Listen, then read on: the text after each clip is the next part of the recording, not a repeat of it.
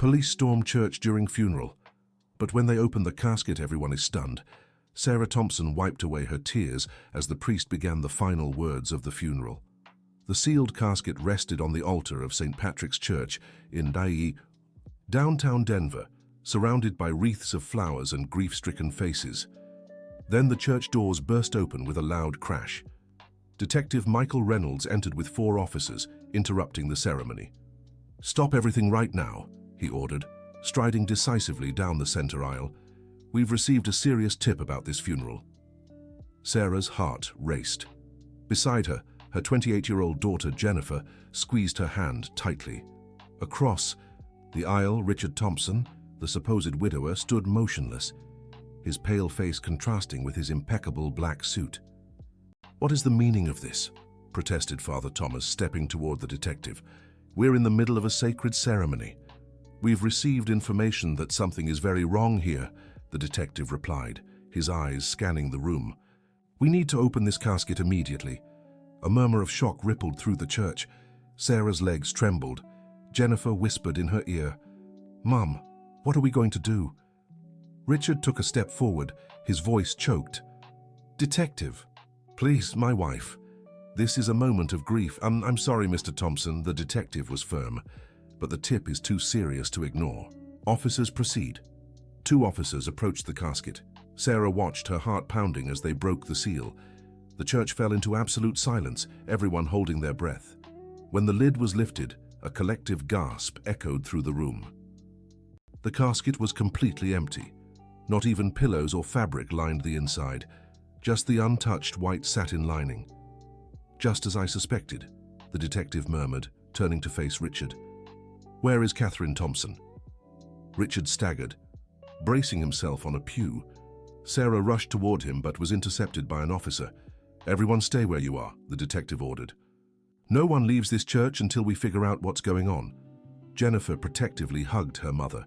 At the back of the church, Mrs. Wilson, Richard's mother, fainted into the arms of her youngest son, Daniel.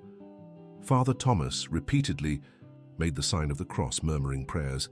"I can explain." Richard finally managed to speak, his voice weak. "Catherine isn't dead." A new wave of whispers spread. Sarah closed her eyes, tears now streaming freely. "Go on," demanded the detective. "Then she ran away." Richard swallowed hard. 3 days ago. She left only a note saying she couldn't take it anymore. "And you decided to stage a funeral?" The detective sounded incredulous. "I didn't know what else to do," Richard exploded. "How was I supposed to explain to everyone that my wife left me after 30 years of marriage? The humiliation. My family, the business." Sarah couldn't stay silent any longer.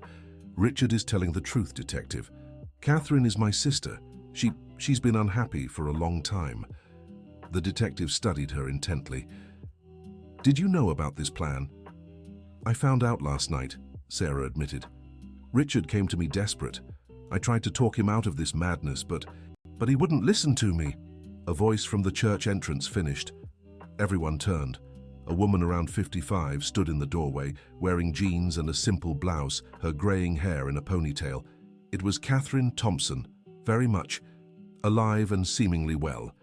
"Catherine!" Richard took a step toward her, but she raised her hand, stopping him. "Enough, Richard. No more lies." Detective Reynolds watched the scene carefully. "Mrs. Thompson, I presume?" "Yes." Catherine walked down the aisle, ignoring the stunned stares. "I'm the one who made the call. I couldn't let this farce continue." "What did you do?" Richard was livid. "How could you?" "How could I?" Catherine laughed bitterly. "Richard, you were staging my funeral. This has gone too far." Mrs. Wilson, who had recovered from fainting, shouted from the back of the church, "Catherine! You ungrateful woman. After all my son has done for you, all he's done for me." Catherine turned to face her mother-in-law. "You mean keeping me trapped in an unhappy marriage for 3 decades, turning me into a prop for your social gatherings? Dear listener, if you're enjoying the story, don't forget to like and especially subscribe to the channel. It really helps us who are just starting out. Now, continuing. Jennifer let go of her mother and walked over to her aunt. "Aunt? Catherine, where were you?" Catherine hugged her niece tenderly. At a hotel downtown, sweetheart. I needed time to think, to decide what to do with my life. I never imagined Richard would do something like this. I was desperate, Richard defended himself. You disappeared without a proper explanation. All you left was that ridiculous note. Ridiculous? Catherine pulled a paper from her pocket. Let me read it aloud for everyone to hear. Richard, I can't keep living a lie. I need to find out who I really am before it's too late. Don't look for me, Catherine. That's not an explanation. Richard slammed his fist on the pew. 30 years wasted. Wasted? Catherine shook her head. Richard, our marriage died. Long ago. You only cared about appearances, about what others would think. The officer cleared his throat. Mrs. Thompson, Mr. Thompson could be charged with false reporting of a death and disturbing a religious ceremony. No, Catherine surprised everyone. I don't want him arrested. Richard is a weak man, not a criminal. I just want my freedom. Sarah approached her sister. Catherine, why didn't you come to me? I'm your sister. Because I know you, Sarah. Catherine held her sister's hands. You'd try to convince me to go back, to give him another chance, like you always do. But running away like this... Sarah had tears in her eyes. I was devastated when Richard told me. I'm sorry, Catherine hugged her. But if I'd said goodbye, I never would have been able to leave. Daniel, Richard's brother, finally spoke up. Catherine, think of the family. The scandal. Our reputation. Reputation, Catherine laughed dryly. Daniel, I spent 30 years worrying about the Thompsons' reputation. Now I want to live for myself. But you're 55 years old, Mrs. Wilson shouted. What will you do with your life? I'll live, Mrs. Wilson, Catherine replied firmly. Something I forgot how to do. Officer Reynolds cleared his throat again. Well, since there was no actual death and the alleged victim doesn't wish to press charges, I believe we can wrap this up. But Mr. Thompson, you'll need to give a statement at the station. Richard nodded, defeated. The officers began to leave, and the guests from the fake funeral started filing out of the church, whispering among themselves. Jennifer approached her father. Dad, why did you do this? Richard looked at his daughter, eyes brimming with tears. I didn't know what else to do, Jen. When I found the note, I panicked. How was I supposed to explain it to everyone? To the clients, to society? But faking her death? Jennifer shook her head in disbelief. It seemed easier, Richard admitted. An accident, a tragedy. Everyone would pity me. They wouldn't ask uncomfortable questions. Catherine watched her ex-husband with a mix of pity and frustration. You never change, Richard. Always worried about what others will think. And you never thought about me? Richard exploded. About how I'd feel being abandoned like this. Abandoned? Catherine stepped closer. Richard, how many times did I try to talk about our problems? How many times did I suggest couples therapy? You always said it was nonsense. That marriage was just like this. Because it is just like this, Mrs. Wilson chimed in. My parents stayed married for 60 years. They weren't always happy, but they honored their commitment. And they were unhappy for 60 years, Catherine fired back. What? A wonderful achievement. Sarah tried to mediate. Catherine, maybe you two should talk calmly. Otta. No, Sarah. Catherine was firm. I spent 30 years talking. Now it's time to act. Father Thomas, who had remained silent, finally spoke. My children, marriage is sacred, but it should also be based on love and mutual respect. If these elements are lost, they're not lost, Richard interrupted. I love Catherine. You love the idea of Catherine, she corrected. The perfect wife, the impeccable hostess, the accessory to your ambitions. But you never truly loved me, Richard. You never saw me as a person. The silence that followed was heavy. Even Mrs. Wilson seemed at a loss for words. Jennifer broke the silence. Aunt Catherine, where will you stay? I rented a small apartment in Cherry Creek. Catherine smiled at her niece. I'm starting over, sweetheart. At 55, but I'm starting over. But how will you support yourself? Daniel questioned. You've never worked. That's what you all think, Catherine revealed. For the past 2 years, I've been doing online translation work. I saved every penny. I have enough to get by until I'm settled. Richard stared at her, shocked. You've been planning this for 2 years. No, Richard, Catherine sighed. 2 years ago, I started preparing for the possibility. The decision to leave came a week ago, when you cancelled our anniversary dinner yet again for a business meeting. That meeting was important, he defended himself. They always were, Catherine said sadly. More important than me, at least. Sarah hugged her sister again. Catherine, promise you'll stay in touch? That you won't disappear again? I promise, Catherine stroked her sister's face. But I need space, Sarah. I need to figure out who I am without being Mrs. Thompson. Officer Reynolds, who had stayed to ensure everything was resolved peacefully, stepped forward. Mrs. Thompson, if you need any protective measures. That won't be necessary, Catherine assured. Richard isn't violent, just lost. Richard lowered his head, finally seeming to accept the situation. Catherine, I'm sorry. For everything. Catherine studied him for a long moment. I'm sorry too, Richard. Sorry we wasted so much time pretending to be who we weren't. Mrs. Wilson approached, leaning on Daniel. Catherine, you'll regret this. A woman your age alone. Maybe, Catherine agreed, but I'd rather regret trying than spend the rest of my life wondering, what if? Father Thomas approached Catherine. My child, no matter the circumstances, know that the doors of this church will always be open to you. Thank you, Father, Catherine smiled. But I think I need to find my own faith first. Gradually, the church emptied. The funeral home staff, completely confused, began collecting the flowers and the empty casket. Richard remained seated. On one of the pews, his head in his hands. Jennifer was torn between her parents. Dad, let's go home, you need to rest. Home, Richard laughed bitterly. That big empty house, is that what Catherine felt, Jen, that emptiness? Dad, Jennifer didn't know what to say. Go with him, sweetheart, Catherine encouraged her niece. Your father will need you. And what about you, Auntie? Jennifer asked. Will you be okay? I'll find out, Catherine answered honestly. But that's what excites me. Sarah stepped forward. Catherine, have dinner with me tonight? Just the two of us? Catherine hesitated, then smiled. I'd love that, Sarah, but somewhere simple, okay? No more fancy restaurants. There's a new pizza place near home, Sarah suggested. Nothing fancy. Perfect, Catherine agreed. Richard finally stood up, supported by Jennifer and Daniel. Before leaving, he turned one last time. Catherine, what do I tell? People? The truth, Richard, Catherine replied simply. For the first time in 30 years, just tell the truth. He nodded slowly and left, followed by the family. Mrs. Wilson shot Catherine one last disapproving look before leaving the church. Soon only Catherine, Sarah and Father Thomas remained.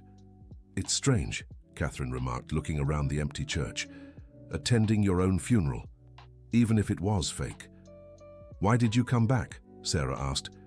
You could have let it go. Because I realized running wasn't the full answer, Catherine explained. I needed to face Richard, the family, everyone. I needed to say out loud what I felt, otherwise it would have just been another lie. Father Thomas approached.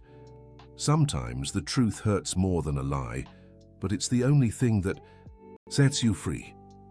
That's what I'm hoping, Father, Catherine sighed, because now there's no turning back. Sarah took her sister's arm. Shall we? We have a lot to talk about. Catherine nodded. Before leaving, she took one last look at the altar where her empty casket had been. You know, Sarah, in a way, something really did die today. What? Sarah asked. The Catherine I pretended to be, she replied.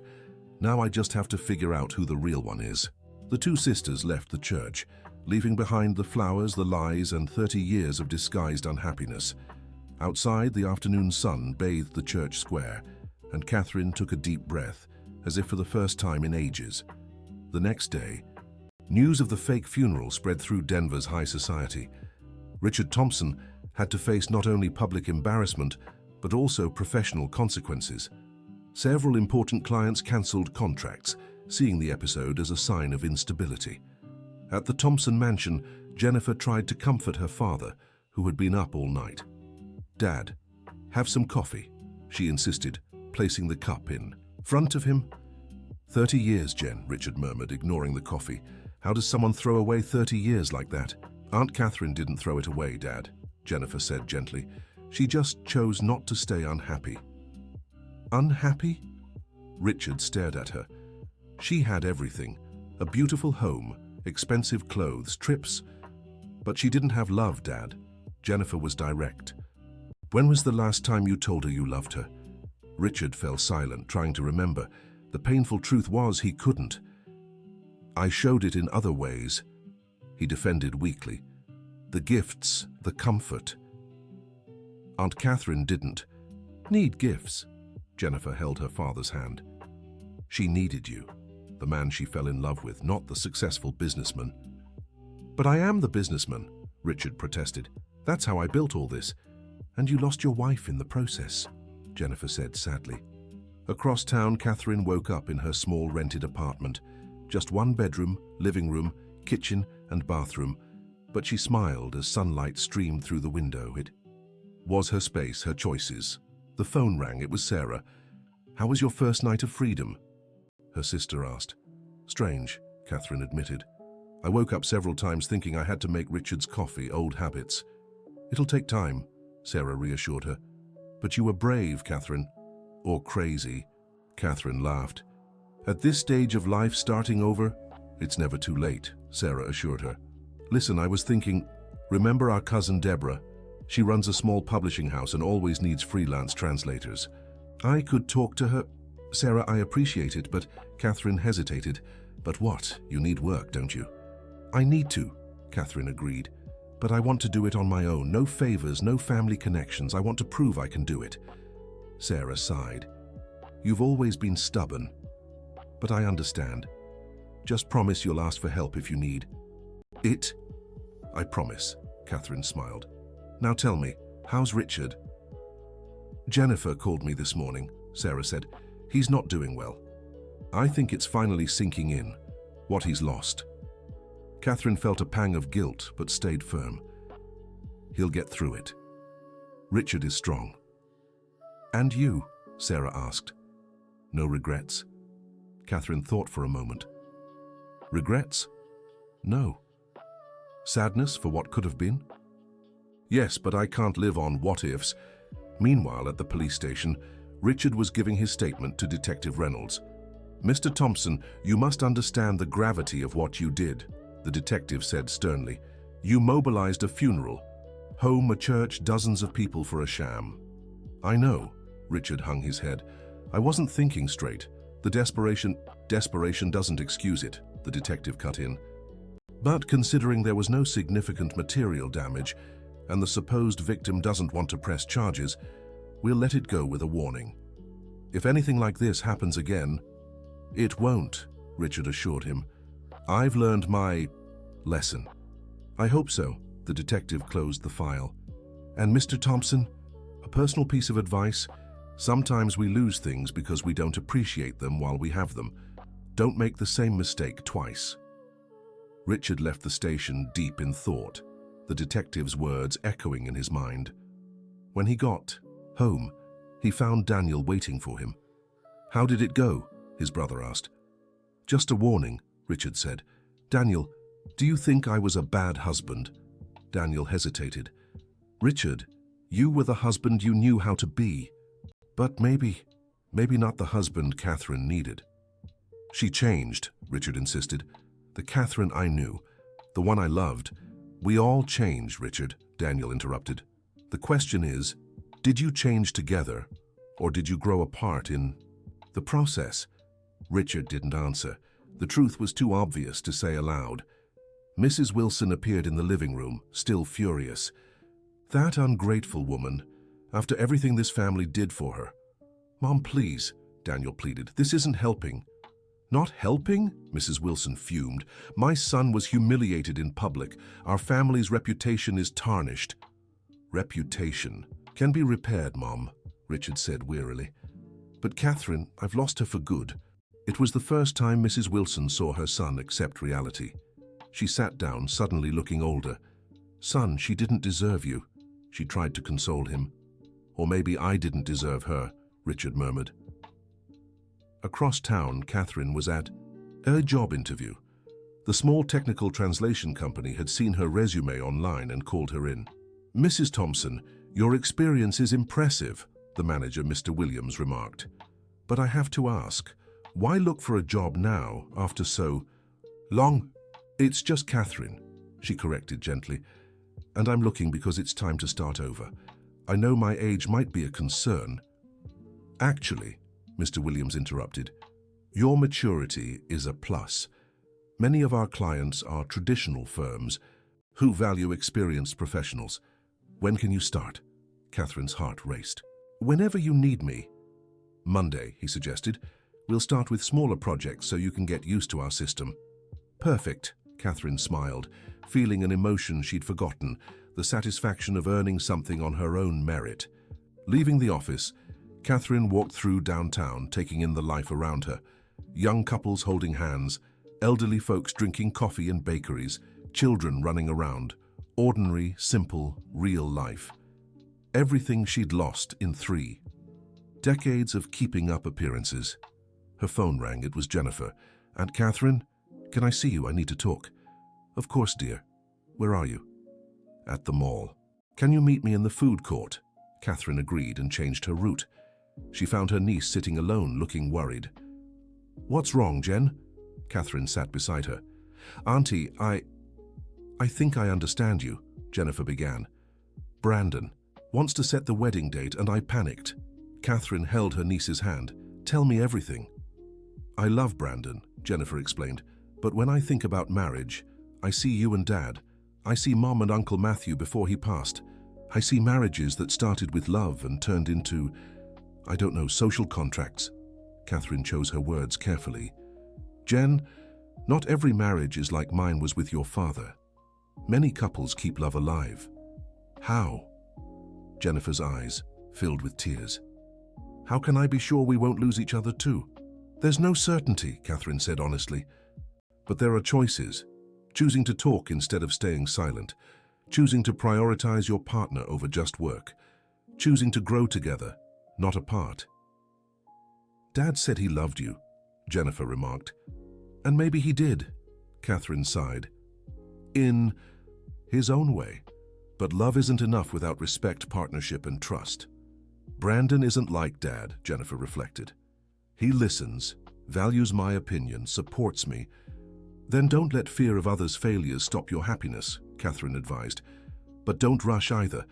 Marry when it feels right, not because it's expected." Jennifer hugged her aunt. "Thank you. I needed to hear that." "Jen." Catherine held her niece's face. "Promise me one thing. If you ever feel unhappy, lost, or voiceless in your marriage, don't wait 30 years. Fight for your happiness, whatever it takes." "I promise," Jennifer smiled through tears. "You're brave, Auntie." "Or I took too long to be," Catherine replied. That night, Richard was in his home office when Jennifer walked in. "Dad, can I talk to you?" "Of course, sweetheart." Richard set aside the papers he was reviewing. "What is it?" "I talked to Aunt Catherine today," Jennifer revealed. Richard tensed. "And, Dad, you need to accept she's not coming back," Jennifer said directly. "And you need to understand why." "I know why," Richard said bitterly. "She doesn't love me anymore." "No, Dad," Jennifer shook her head. "She stopped loving herself, living a life that wasn't hers. Do you understand the difference?" Richard fell silent, processing his daughter's words. "Dad, when was the last time you did something together that wasn't a social event?" Jennifer continued. "When was the last time you talked about dreams, fears, desires?" "Adults don't have time for that," Richard replied automatically. "That's exactly the mindset that cost you your marriage," Jennifer said sadly. "Aunt Catherine wanted a partner, not a provider. A friend, not a boss." "I didn't know," Richard murmured. "She never said—" "She tried, Dad, but you weren't listening. There was always something more important." Richard sank into his chair. For the first time in days, tears came. Jennifer hugged her father, letting him cry over the loss he finally understood. A week passed. Catherine was adjusting to her new job, rediscovering the joy of having her own routine, co-workers and intellectual challenges. It was hard, tiring at times, but deeply satisfying. On Thursday, as she left work, she was surprised to see Richard waiting outside the building. "Richard, what are you doing here?" He looked different. Worn, yes, but also more human. "We need to talk, Catherine, please." She hesitated, then pointed to a nearby cafe. 30 minutes, that's all I can give." Sitting across from each other, the initial silence was uncomfortable. "You look well," Richard finally said. "I'm rediscovering myself," Catherine replied. "And you?" "Surviving," he admitted honestly. "Catherine, I'm sorry for everything." "I know," she said softly. "No, you don't," Richard insisted. "I spent all week thinking, remembering. I realized how much I lost. Not just you, but moments, conversations, life. I turned our marriage into a business, and you into an employee." Catherine was surprised by his clarity. "Richard." "Let me finish," he asked. "I know it's too late for us. I accept that. But I need you to know, I loved you. In my own flawed, insufficient way, but I did. And I'm sorry I never knew how to show it." Catherine felt her eyes well up. "I loved you too, Richard, for a long time, but love without nourishment dies." "I understand now," Richard nodded. "Too late, but I understand." They sat in silence for a moment. "What will you do now?" Catherine asked. "Rethink everything," he answered. "Jennifer made me realize I didn't just lose a wife. I lost 3 decades living for work instead of working to live." "It's never too late to change," Catherine offered. "That's what I hope." Richard managed a weak smile. "Catherine, can we be friends eventually?" Catherine considered it. "Maybe with time. A lot of water still needs to go under this bridge." "Fair." Richard stood up. "Thank you for listening. And Catherine, I'm glad you're finding your way." She watched him leave, feeling a mix of sadness and relief. The Richard she had just seen had glimpses of the man she'd fallen for decades ago, but it was too late for them. Some things, once broken, can't be fixed. In the weeks that followed, life began taking new shapes for everyone. Catherine settled into her new routine, making friends at work and exploring long-abandoned hobbies. She started painting classes, something she'd always wanted to do, but Richard had dismissed as a waste of time. Richard, meanwhile, began therapy, something he'd always rejected. The sessions were hard, forcing him to confront truths about himself he'd rather ignore. His therapist, Dr. Goldstein, didn't make it easy. "Mr. Thompson, you've built your entire identity around work," Dr. Goldstein observed in one session. "Who is Richard without the last name, without the company, without the status?" "I don't know," Richard admitted, his voice small. "I think that's what Catherine was trying to tell me. I got so lost in the role that I forgot who I was underneath." "And who was that?" the therapist pressed. Richard closed his eyes, trying to remember. "A young man full of dreams. I wanted to change the world, make a difference. I wanted to make Catherine happy." "What happened to that young man?" "He thought money and success were the same as happiness," Richard answered bitterly. "And by the time he had both, it was too late to realize the mistake." Sarah kept in touch with both, carefully bridging the two worlds that had split apart. One Saturday afternoon, she visited Catherine in her apartment. "It's starting to feel like you," Sarah remarked, noticing the changes in decor. "Little by little," Catherine smiled. "Every item here I chose myself. No decorators, no need to impress anyone." "And work?" "Better than I expected." Catherine poured tea for her sister. "I'm even taking on extra projects. Soon I'll be able to rent a bigger place." "You seem light," Sarah observed. "Younger even." "I feel younger," Catherine agreed. "Or maybe I'm just feeling like myself for the first time in decades." Dear listener, if you're enjoying the story, take a moment to like and especially subscribe to the channel. It helps us a lot as we're just starting out. Now continuing, Richard reached out to me, Sarah revealed. He wanted to know how you were doing.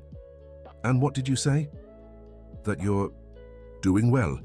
Who is rebuilding her life? He seemed relieved and sad at the same time. Catherine sighed. How is he? Changing, Sarah answered. Jennifer says he's been coming home earlier, delegating more responsibilities. He's even considering selling part of the company. Really? Catherine was surprised. Richard had always been obsessed with maintaining total control of the business. It seems your leaving made him rethink his priorities, Sarah commented. Late, but necessary, Catherine finished. For him and for whoever is in his life in the future. Are you thinking about meeting someone? Sarah asked cautiously. Catherine laughed. Sarah, I just discovered who I am. I'm in no hurry to lose myself in someone else again. But you're not ruling it out? I'm not ruling anything out. Catherine was honest. But if it happens, it will be different. It will be as Catherine, not as someone's wife. Meanwhile, Jennifer was facing her own struggles. The fake funeral incident had shaken her perception of marriage and family. Brandon, her fiancé, tried to be understanding, but the pressure was affecting their relationship. Jen, we can't postpone the wedding indefinitely, Brandon said during dinner. I'm not postponing, Jennifer defended herself. I just need time to process everything. Your father made mistakes, your aunt suffered, I get it. Brandon held her hand.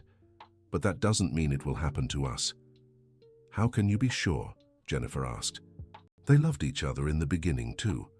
Because we talk, Brandon answered. Because I see you, I listen to you. Because I won't let work consume me to the point of forgetting why we're together. Jennifer wanted to believe him, but the fear lingered. Can you give me a little more time? Brandon sighed but nodded. Take all the time you need. Just don't push me away while you decide. 2 months passed. Catherine had fully settled into her new life. The small apartment had taken on her personality, with her paintings on the walls. She discovered she had some talent, and plants everywhere. One Sunday morning, as she watered her plants, the doorbell rang. It was Richard, looking hesitant. Sorry for showing up unannounced, he began. It's our wedding anniversary. Or it would have been. Catherine had completely forgotten. Come in, she said after a moment. Richard looked around the apartment, clearly surprised. It's cozy. It's mine, Catherine corrected. Coffee? Please. While Catherine made coffee, Richard kept looking around. The paintings, the books, the photo frames with pictures he'd never seen. Catherine with work friends. Catherine in her painting class. Catherine smiling in a way he hadn't seen in years. You're happy? It wasn't a question. I'm at peace, Catherine answered, bringing the coffee. It's different, but just as valuable. I brought this. Richard took an envelope from his pocket. The divorce papers. I've already signed them. Catherine took the envelope, surprised. They'd discussed the separation, but the formal divorce hadn't been initiated yet. I thought you'd make it difficult, she admitted. I would have. Richard was honest. 3 months ago. But now... You deserve to be free, Catherine, completely free. Catherine flipped through the papers. Richard was being more than fair with the division of assets. Richard, this is too much, she protested. I don't need this much. It's yours by right, he insisted. 30 years, Catherine, you deserve every penny. I don't want your money, Catherine said firmly. I want my freedom, not financial compensation. It's not compensation, Richard explained. It's justice. You worked just as hard as I did to build what we have. Just because your work was maintaining our home, our social life, doesn't mean it was worth less. Catherine studied him. This recognition, late but genuine, touched her. Let's do it differently, she proposed. I'll take what's fair to start over comfortably. The rest you use to do something meaningful. Something young Richard would have. Done? Like what? I don't know, Catherine smiled. That discovery is yours to make. They drank their coffee in silence for a few minutes. Jennifer and Brandon are having problems, Richard commented. I heard, Catherine said sadly. I hope they can work it out. It's my fault, Richard murmured. Our example. No, Catherine interrupted. Richard, we can't carry guilt for what others decide. Jennifer needs to make her own choices, her own mistakes or successes. When did you get so wise? Richard tried to smile. I always was, Catherine replied. You just never noticed. The remark could have been bitter, but it was said lightly. Richard laughed, a sound Catherine hadn't heard in a long time. "You know what's ironic?" he said. "We're talking better now separated than in the last 10 years of marriage. Because now there are no expectations," Catherine explained. "No roles to play, no appearances to keep up. We're just two people who shared a life and are now on different paths." "You're doing well on your path," Richard observed. "I'm still trying to find mine." "You'll find it," Catherine assured. "Is therapy helping?" Richard looked surprised. "How did you know?" "Jennifer might have mentioned." Catherine smiled. "I'm glad, Richard. It's brave of you." "Brave would have been doing it 20 years ago when you suggested it," he replied. "Better late than never." Richard finished his coffee and stood up. "I should go, thanks for seeing me." "Richard," Catherine called as he reached the door. "Happy anniversary. For the good times we had." He smiled sadly. "For the good times." After he left, Catherine sat on her small balcony watching the city. She felt strangely at peace. The meeting could have been difficult, painful, but it was civil, mature. Maybe they'd both grown from the separation. At the company where she worked, Catherine had become one of the most sought-after translators. Her life experience and maturity brought nuances to the text that clients appreciated. Mr. Williams called her into his office one afternoon. "Catherine, I have a proposal," he began. "We're expanding and I need someone to coordinate the translation team." "Interested?" Catherine was surprised. "But I've been here such a short time. And you've already shown more competence than people who've been here for years." Mr. Williams smiled. "Besides, you have something that can't be taught away with people. The other translators respect you." "Can I think about it?" Catherine asked. "Of course. Give me an answer by Friday." Catherine left the meeting with her head spinning. A promotion, responsibilities, challenges. Part of her wanted to accept immediately, to prove she could. Another part feared repeating patterns, losing herself in work like Richard had. She called Sarah to talk. "It's an amazing opportunity," Sarah commented, "but I understand your hesitation." "I don't want to become what I always criticized," Catherine explained. "Someone who lives for work." "Then don't," Sarah said simply. "Catherine, you have something Richard never had, awareness of the danger. Use that to your advantage," Catherine reflected. Sarah was right. She could accept the challenge without losing herself. She could set boundaries, maintain balance. She didn't have to choose between professional success and personal life. Friday, she accepted the promotion with conditions: flexible hours to keep her painting classes and clear limits on work at home. Mr. Williams, surprised but impressed, agreed. "You know what you want," he remarked. "I respect that." While Catherine flourished, Richard wrestled with his own demons. Therapy had opened boxes he'd kept shut for decades. Questions about his father, about expectations, about the person he'd become to please others. In one particularly difficult session, Dr. Goldstein touched a nerve. "Richard, you mentioned your father was very rigid, that he expected success at any cost."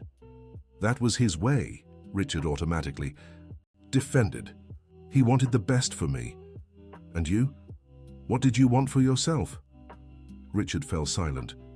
The truth was he'd never allowed himself to want anything different from what was expected. "I wanted," he began, then stopped. "I don't know. I never thought about it." "Think now," Dr. Goldstein encouraged. "If you could go back in time, what would the 25-year-old Richard choose?" Maybe something with more purpose," Richard admitted. "I always liked building things, but not necessarily corporate empires. Maybe something more tangible, real." "And what's stopping you now?" "I'm 58, Richard said. "Say it's too late for radical changes." "Is it?" Dr. Goldstein questioned. "Or is that just another limit you've set for yourself?" Richard left the session unsettled. For the first time in decades, he allowed himself to dream of different possibilities. Jennifer noticed the change in her father. He seemed more contemplative, less automatic in his responses and actions. "Dad, are you okay?" she asked during lunch. "I'm rethinking," Richard replied. "Jen, do you think I wasted my life?" The question caught Jennifer off guard. "Dad, you built an empire," raised a family. But was I happy? Richard insisted. Did I make a real difference in anyone's life beyond bank balances? Jennifer held her father's hand. It's not too late to change that, Dad. Aunt Catherine proved it's never too late to start over. Your aunt is braver than I am, Richard murmured. Courage can be learned, Jennifer said, one step at a time. That night, Richard did something he hadn't done in years. He wandered aimlessly through the city. He watched people, small shops, life happening beyond the corporate walls he'd built around himself. He passed a construction site and stopped. A group of volunteers was renovating a community center. Without overthinking, he approached. Need any help, he offered. An older man with white hair covered in paint smiled. Always know how to paint? I can learn, Richard replied. And so, still in his suit, Richard picked up a brush. For hours he worked alongside strangers, getting his hands dirty, sweating, talking about simple things. When he finally stopped, it was night. Coming back tomorrow? The man, who introduced himself as Old Joe, asked. I'll be back, Richard promised, surprised to realize he meant it. At home, he looked at his paint-stained hands and smiled. For the first time in ages, he felt he'd done something real, concrete. Something that didn't involve spreadsheets or meetings, but the physical transformation of a space that would serve the community. The next day, he swapped his suit for old clothes and returned. And the day after. And the day after that. Soon, he became a regular presence at the community center on Saturday afternoons. Catherine heard about it from Jennifer. Your father's unrecognizable, Jennifer shared over coffee. Yesterday he came home covered in cement, beaming because they'd finished renovating the center's kitchen. Catherine smiled. I'm happy for him. He's finding purpose. It's strange, Jennifer confessed, seeing both of you change. So much becoming people I didn't even know you could be. Maybe we were always these people, Catherine suggested, just buried under expectations and roles we took on. Auntie, can I confess something? Jennifer lowered her voice. Sometimes I miss how we used to be. A family. Catherine hugged her niece. We're still family, dear, just in a different configuration, and maybe, just maybe, a more honest one. Brandon and I are doing better, Jennifer revealed. We started couples therapy, preemptively, you know, to learn how to build things right from the start. That's wonderful, Catherine said, moved. So you're being wiser than we were. We learned from you, Jennifer replied, with the ups and downs. 6 months had passed since the fake funeral. The date of the official divorce was approaching. Catherine was organizing the documents. In her apartment, now a bit bigger thanks to the promotion, when Sarah arrived. Ready for tomorrow? Her sister asked. It's strange, Catherine admitted. Signing papers to officially end 3 decades. It feels anticlimactic. How did you want it to be? I don't know, Catherine laughed. Maybe with the same pomp as the wedding? Instead of a veil and bouquet, what do I wear? A freedom hat? Sarah laughed too. We can celebrate afterward. Her toast to your new chapter. You know what's even stranger, Catherine continued. I don't feel anger, not toward Richard, not even toward myself. Just gratitude for having the courage to change. And Richard? Sarah asked. How is he handling it? Better than I expected, Catherine replied. Jennifer says he's even considering selling the company. What? Sarah was shocked. Richard selling the company? Seems like his volunteer work at the community center really moved him, Catherine explained. He's thinking of dedicating himself to social projects. Wow, Sarah shook her head. Who would have thought the separation would be the best thing for both of you? Sometimes, Catherine mused, you have to lose yourself completely to find yourself. The next day at the courthouse, Catherine and Richard met to sign the divorce papers. Both were calm, cordial. The process was quick, bureaucratic. In minutes, 3 decades were officially over. Outside, they stood for a moment, unsure what to say. So this is it, Richard broke the silence. This is it, Catherine agreed. How do you feel? Free, Richard answered after a pause. And scared. You? The same, Catherine smiled. But it's a good kind of fear, you know, like before an adventure. Catherine, Richard began, then hesitated. Thank you. for having the courage when I didn't. If you hadn't left, we'd still be stuck in that empty life." "We both needed that push," Catherine replied. "I was just quicker to jump." They hugged, a goodbye and a new beginning. When they pulled apart, both had tears in their eyes. "Be happy, Catherine," Richard said sincerely. "You too, Richard," she replied. "You too." They went their separate ways, carrying memories of 3 decades, but finally free to write new chapters. Life went on, as it always does. Catherine threw herself into work and hobbies, making new friends, rediscovering long-forgotten joys. She started traveling alone, something unthinkable before. Small trips at first, then more adventurous ones. Richard sold 60% of the company, keeping just enough for a comfortable income. With the money, he founded an organization focused on renovating community spaces in underserved neighborhoods. Old Joe, from the community center, became his right-hand man in the project. Jennifer and Brandon married in a small, intimate ceremony. Catherine and Richard were there, sitting on opposite sides, but both genuinely happy for their daughter, niece. At the reception, they even danced to one song together. Like old friends who had once been more. "She looks beautiful," Catherine remarked, watching Jennifer dance with Brandon. "She does," Richard agreed. "And more importantly, she's happy. Truly happy. Not just pretending." "They'll make it," Catherine said confidently. "They're building on solid ground. Thanks in part to our bad example," Richard chuckled dryly. "Or our good example of how to fix mistakes," Catherine corrected. "It's never too late to change, Richard. We proved that." The song ended and they parted, each returning to their table. But the moment lingered, proof that the end of a marriage doesn't have to mean the end of respect and affection. A year after the divorce, Catherine received an unexpected offer. A publisher from Chicago wanted to publish her translations of Latin American poems, a personal project she had been working on in her spare time. "It's a small niche," the editor explained over the phone, "but your work has a unique sensitivity. It captures not just the words, but the soul of the poems." Catherine accepted, moved. Seeing her name on a book cover was an old dream, buried under years of "it's not practical." And who's going to read this? Richard found out about the book through Jennifer and sent flowers with a note. "To the poet who always existed, congratulations." The launch was modest, at a small bookstore downtown. Sarah, Jennifer, co-workers and new friends attended. Catherine, radiant in a red dress, a color Richard had always said was too bold for her, signed copies and read excerpts. "This book," she said in her speech, "is proof that it's never too late to fulfill dreams. Sometimes we need to get lost to find ourselves. Sometimes we need to say goodbye to say hello to who we truly are." At the back of the bookstore, partially hidden among the shelves, Richard watched. He didn't want to embarrass Catherine with his presence, but he needed to see this moment.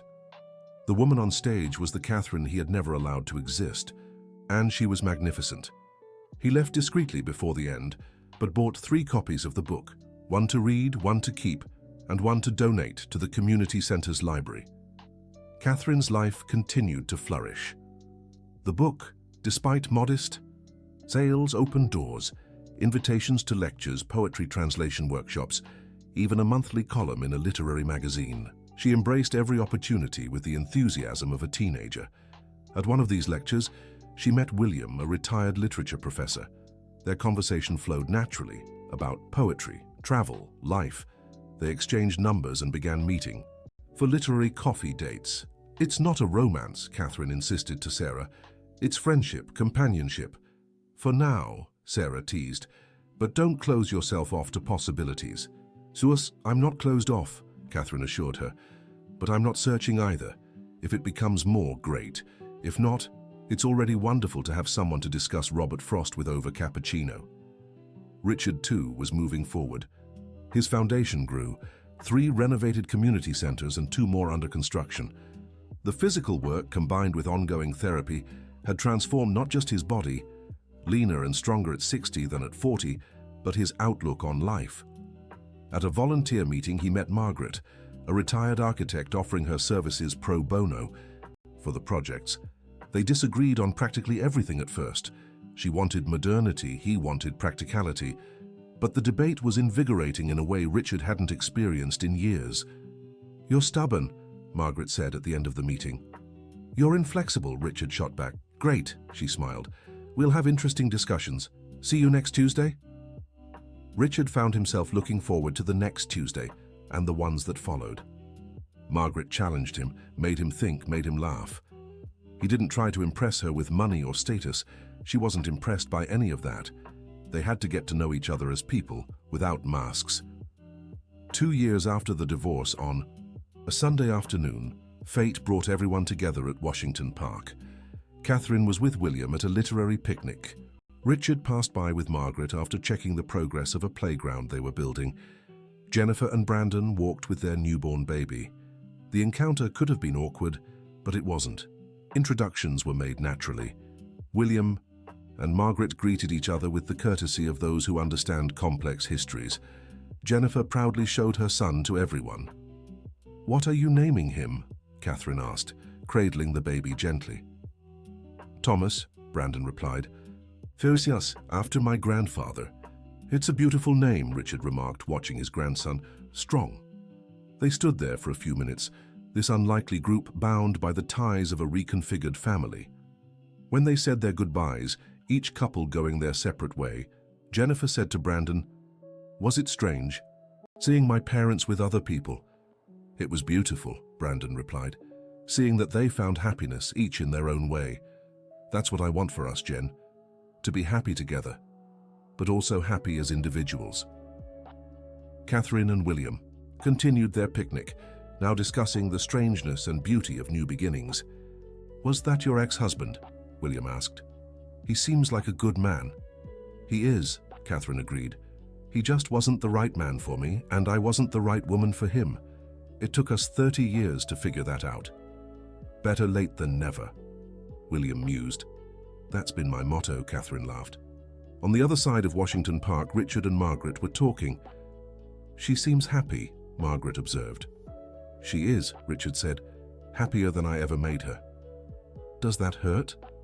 "You?" Richard thought for a moment. "Not anymore. In fact, it's a relief. It means we made the right choice, even if it was painful." "You're an interesting man, Richard Thompson," Margaret remarked. "I'm trying to be," he replied, after decades of just being successful. 3 years passed. Catherine published her second book, this time translating her own experiences.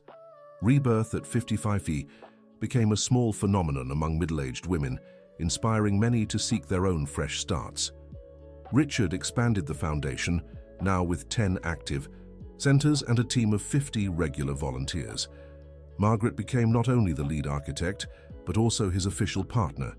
They lived in separate but nearby houses, maintaining independence while building a life together. The fake funeral that had shocked Denver society had become a distant anecdote, occasionally recalled at family gatherings with more humor than embarrassment. At one such gathering, little Thomas was celebrating his 3rd birthday. Catherine and Richard, now present and loving grandparents, helped with the decorations. "Remember Jen's 3rd birthday?" Richard commented as they hung balloons. "You were 3 hours late," Catherine reminded him, "because of a meeting." "I was an idiot," Richard admitted simply. "We were both idiots," Catherine corrected. "Me for accepting it, you for doing it." "At least we learned," Richard smiled. "Late, but we learned." Jennifer watched them from the kitchen, moved. Her parents had found a way to be family without being a couple. They had turned resentment into understanding, failure into lessons. Brandon hugged her from behind. "What are you thinking?" "That Aunt Catherine's fake funeral was the best thing that ever happened to our family," Jennifer answered. "Weird, huh?" "Sometimes we need a shock to wake up," Brandon reflected. "They had theirs." "I hope we never need one like that," Jennifer said. "We won't," Brandon assured her. "We learned from them, remember?" The party continued, bringing together the expanded and reconfigured family. William shared funny stories from his literary travels. Margaret and Sarah discovered a shared passion for gardening. Mrs. Wilson, now softened by age and change, played with her great-grandson. At one point, Catherine found herself alone on the porch watching the scene. Richard approached, 2 glasses of wine in hand. "A toast?" he offered. "To what?" Catherine accepted the glass. "To endings that are beginnings," Richard suggested. "To the courage to change. To fake funerals that reveal real lives." Catherine laughed. "To fake funerals, then." They toasted, 2 ex-spouses who had found something rare. Friendship after love, respect after resentment, peace after the storm. "You know," Catherine said, "if someone had told me 5 years ago that we'd be here like this, I wouldn't have believed it." "Neither would I," Richard agreed. "But here we are." "Here we are," Catherine repeated. "Living authentic lives." Finally, night had fallen over Denver. In Jennifer's home, the reconfigured family celebrated life in all its complex and beautiful forms. The fake funeral had died, but from it, true lives were born. Mature loves, deep understandings. Sarah approached her sisters on the porch. "What are you talking about?" "Transformations," Catherine answered. "How sometimes we need to die symbolically to be reborn." "Deep thoughts for a child's party?" Sarah teased. "Life is deep," Richard said. "Took me 60 years to realize that." The 3 laughed, bound by ties that transcended conventional definitions. Family, but not as the world expected. Happy, but not as they had planned. Whole, not despite the losses, but because of them. When the party ended and everyone said their goodbyes, Catherine returned to her apartment, now a modest but sunny penthouse, bought with the royalties from her second book. William walked her to the door. "It was a special night," he remarked. "It was," Catherine agreed. "Thank you for being there, for understanding." "Catherine," William held her hands, "I thank my lucky stars every day that you had the courage to start over. Otherwise, we never would have met." She kissed him softly. "I'm grateful too, for everything. For the end that was a beginning, for the death that was life." Alone in her apartment, Catherine went to the window. The city glittered below, full of stories, endings, and beginnings. She thought of all that had happened since that fateful day at St. Patrick's Church. Richard's despair, the police raid, the empty coffin that had come to mean so much more than intended. She picked up her journal, a habit she'd picked up in therapy and kept for pleasure, and wrote, "Today, looking back, I see that my fake funeral was the truest thing that ever happened to me. In that empty coffin, I buried fears, conventions, a life that wasn't mine. And from the upturned earth rose the woman I am now. Imperfect, sometimes unsure, but authentically me." Richard was reborn too. We're living proof that it's never too late to change, to choose differently, to honor who we really are. Our marriage died so we could live. If I could go back, would I change anything? Maybe I'd have been braver sooner, but maybe we needed those 30 years to appreciate the ones we have now. Maybe every moment has its time, its reason. Tomorrow, I turn 60. 6 decades, 3 of which were truly mine. That's not nothing, it's enough, it's the beginning. She closed the journal and went to sleep, at peace with the past and excited for the future. Outside, life went on, unstoppable, and full of surprises. Endings became beginnings, fake deaths revealed true lives. And somewhere in the city, other Catherines and Richards were living their own prisons, waiting for the courage to be reborn too. The sun rose over Denver as it did every day, but for those who dared to change, every dawn was a personal miracle, a blank page, a promise that yes, it's always possible to start again. And so what had begun as a tragedy, a fake funeral born of despair, had become the greatest blessing of their lives. Because sometimes we must die to who we were to be born to who we can be. Sometimes the end is just the beginning in disguise. Life, in its infinite wisdom and irony, had used an empty coffin to teach its greatest lesson, that it's never too late to fill our existence with meaning, authenticity, and true love, starting with self-love. Catherine smiled in her sleep, free and whole. Somewhere in the city, Richard also slept peacefully, no longer haunted by impossible expectations. Jennifer and Brandon held their son, building on solid ground. Sarah dreamed of her own adventures, William and Margaret, each in their own homes, gave thanks for second chances. The fake funeral had died. True life had at last begun, and they all lived, not happily ever after because life isn't a fairy tale, but they lived authentically, courageously, fully. They lived as they always should have, as themselves. It was all anyone could wish for. It was more than many ever achieved. It was enough, it was perfect in its human imperfection. The end of the story. And there you have the story of how a fake funeral became the catalyst for real lives. Sometimes we need extreme events to wake us from the slumber we've been living in. Catherine and Richard discovered this in the most unexpected way possible. But what matters isn't how we uncover the truth about ourselves. It's what we do with it once we finally find it. Now tell us, do you think Catherine made the right choice by leaving everything behind at 55? And Richard, did he truly change or just adapt? We'd love to hear your thoughts in the comments. If you enjoyed this, don't forget to like and subscribe for more heartwarming stories.